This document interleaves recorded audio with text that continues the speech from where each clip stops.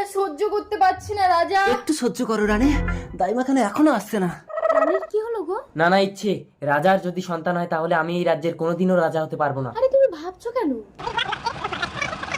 ঠিক বলেছো। ও দাইমা, তাড়াতাড়ি বলো মন্ত্রী বাবু, রানীমার বাচ্চা ধরতে যাব। ওই বাচ্চাকে জন্মের সাথে সাথেই তোমাকে মেরে দিতে হবে। না না বাবু, আমি এসব পারবো নি। দাইমা তোমাকে প্রাণদণ্ড দেবো। বহু মূল্য মুক্ত মালা। রানীমার ডাকুর ডাকুর ব্যথা দিন। না না, এত সুন্দর বাচ্চাটারে আমি মারতে পারবো নি। এক কাজ করি। রাজা মশাই, রানীমা বিড়াল ছানার জন্ম দিছে গো। বিড়াল ছানা? রাজ্যবাসী শুনলে তোমাকে পাপি রাজা বলবে।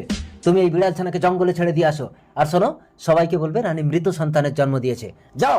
ঠিক আছে, তাই হইব। এই যে মহারানী, মহাপুণ্য করেছো, ওঠো। আমার সন্তান, আমার সন্তান। তুমি বিড়াল ছানা জন্ম দিয়েছো, রাজ্যময় আমার নাক কেটে গেছে। এই মুহূর্তে রাজপ্রাসাদ ত্যাগ করে